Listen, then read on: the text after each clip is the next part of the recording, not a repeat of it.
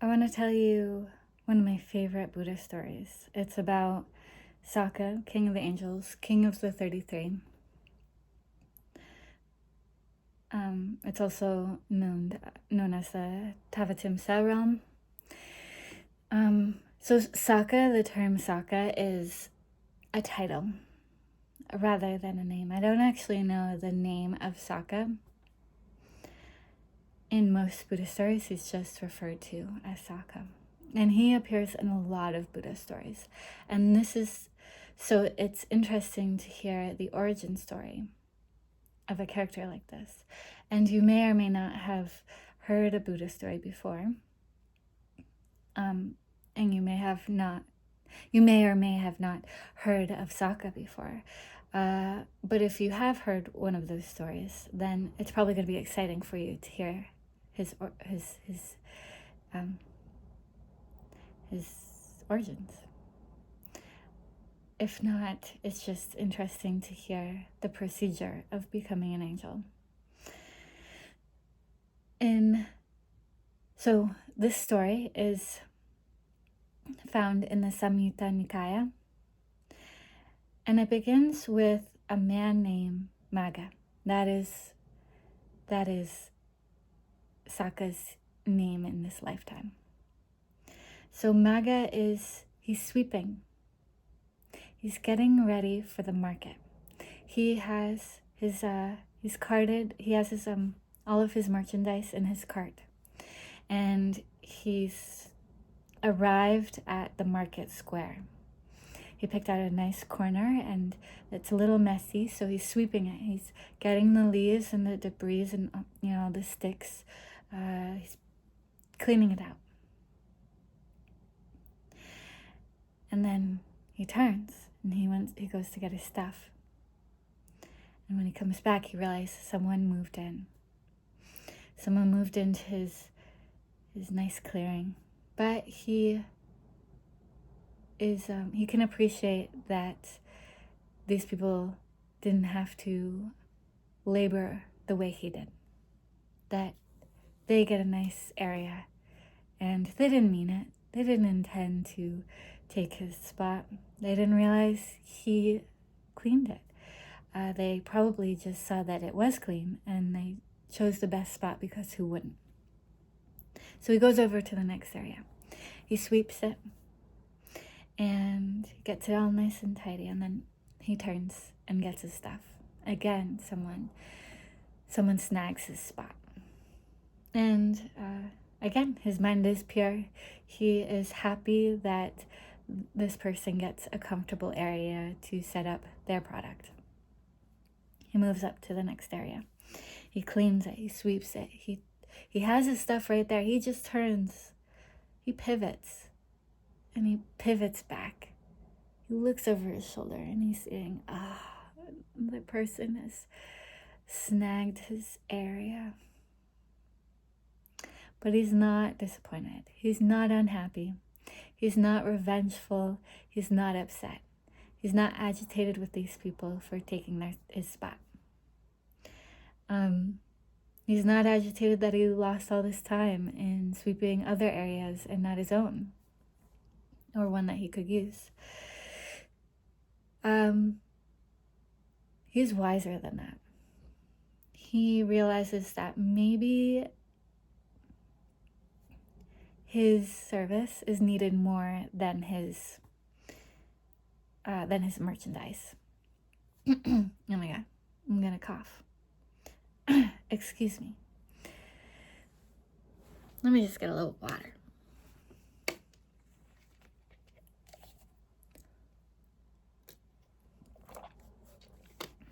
Where were we? So this is the point when Magga is realizing that he sees what people actually need. They don't need his stuff. They need his service.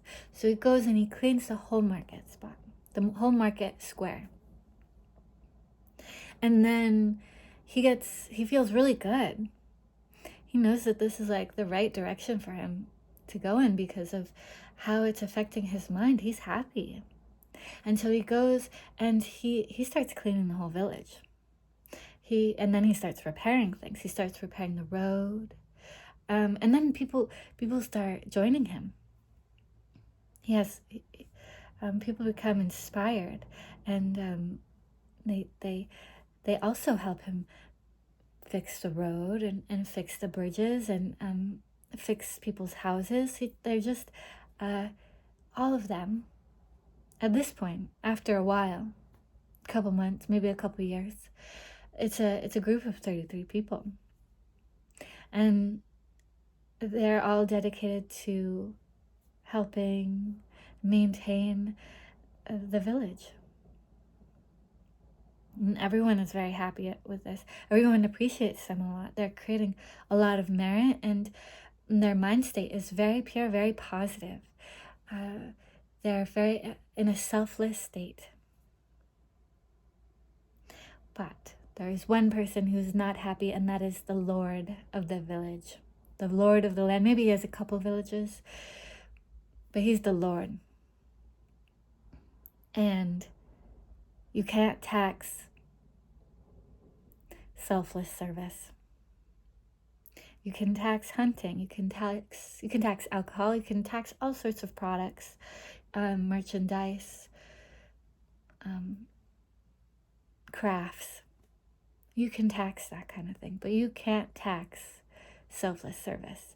And so he got really upset because 33 people were now spending all their time doing something that he couldn't tax. And so he got really greedy.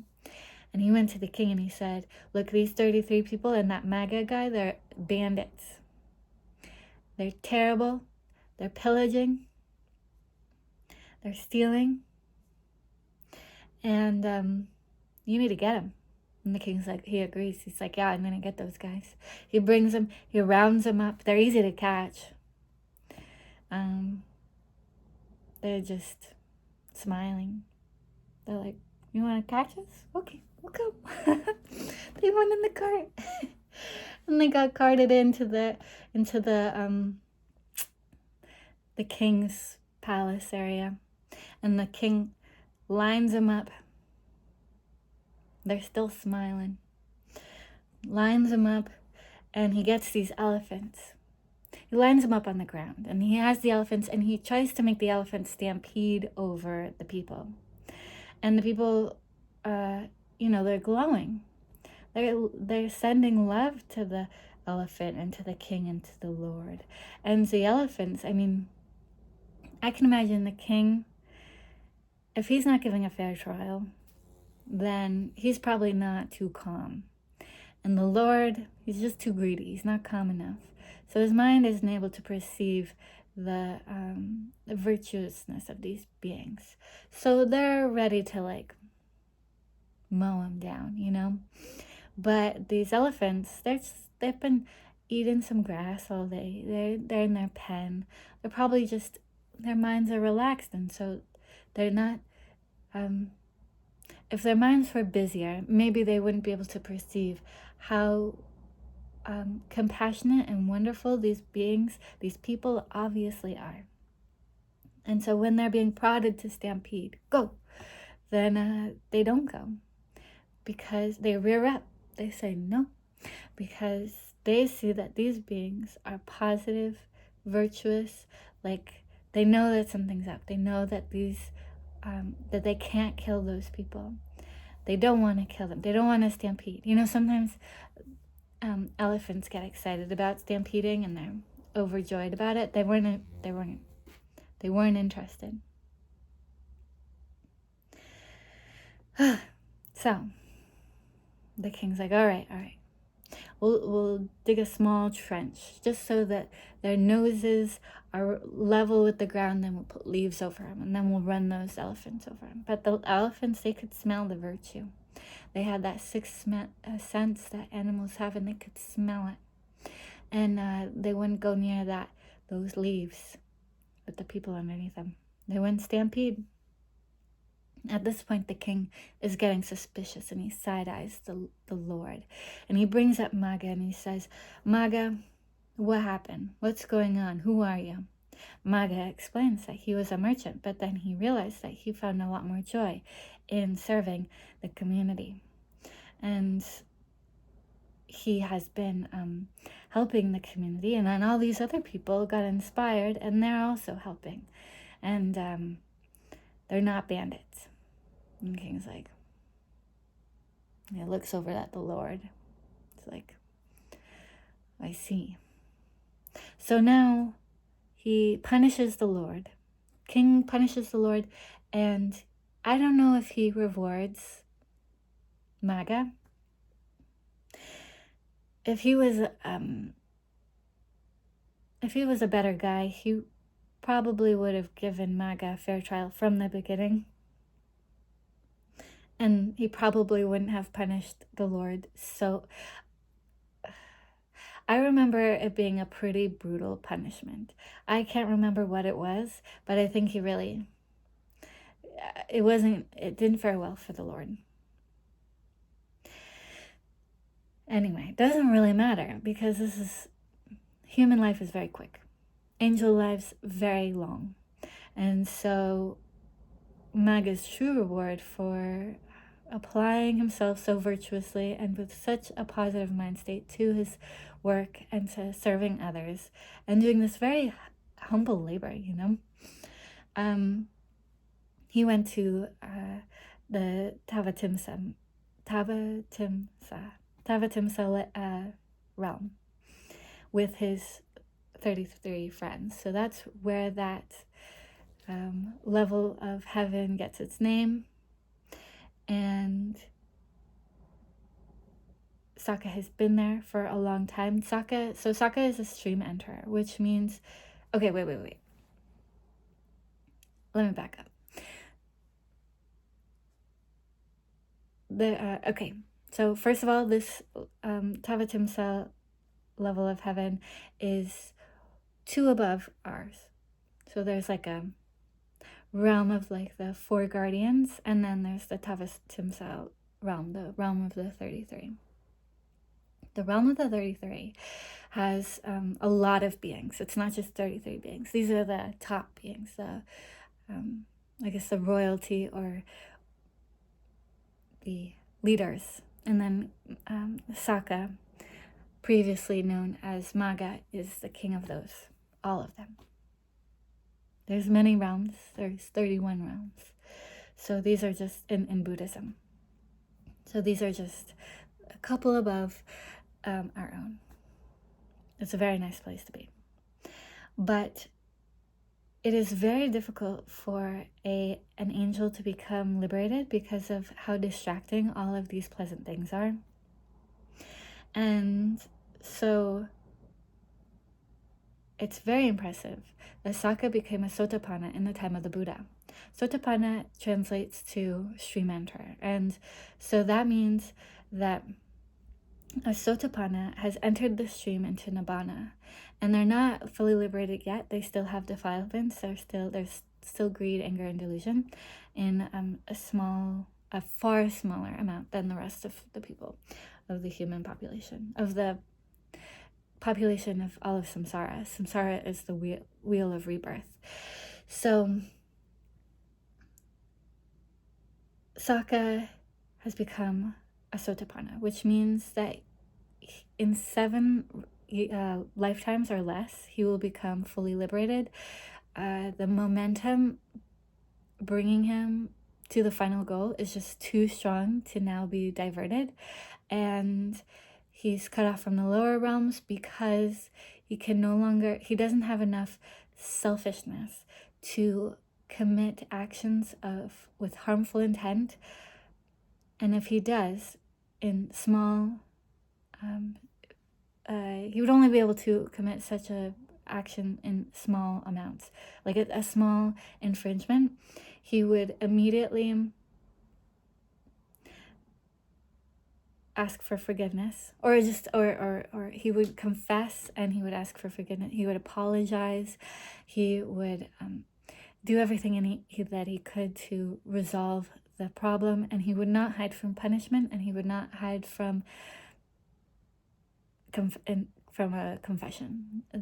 There wouldn't be enough self-serving mental faculty in order to for him to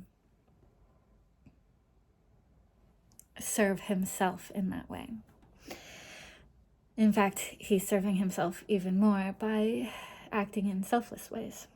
So, this is a very virtuous being. And he appears in many Buddhist stories. And so it's very fun to hear his origin.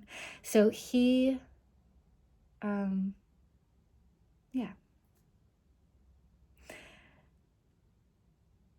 think it's interesting, the beings in the story who could perceive the virtuous minds of these 33 beings. So the Lord, he could not.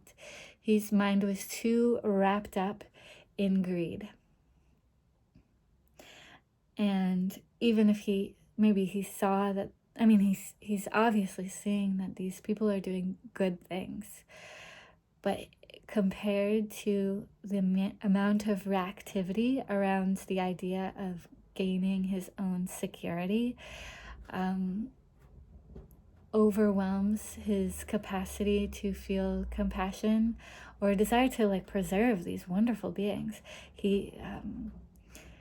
His anger towards them, his desire to annihilate them, overcomes his perception of being able to see their value.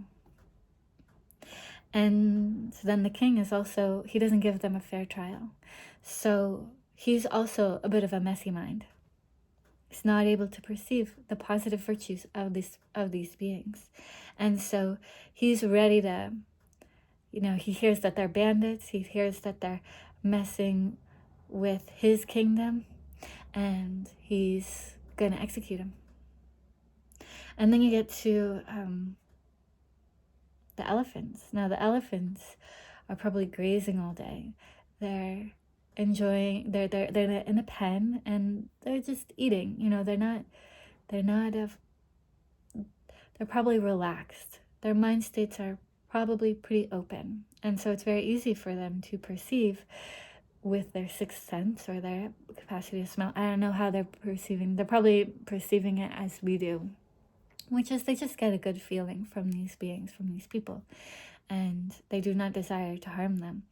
And they, in fact, will resist with all their might to preserve those beings.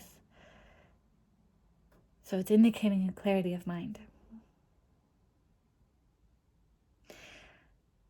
I love this story. I think it's so inspiring. I love that it doesn't matter what labor you're doing, it can be humble, it can be impressive, whatever the labor is, if it's applied with a positive mind state and an intention to help others, and with a selfless action, then it exceeds what we perceive as being the one-to-one labor of human workforce. You show up, there's a physicality of showing up and doing the labor and then getting paid for it, and it's like a one-to-one exchange. But then you can exceed that one-to-one exchange with the quality of mind that one applies to that labor, and then it can multiply.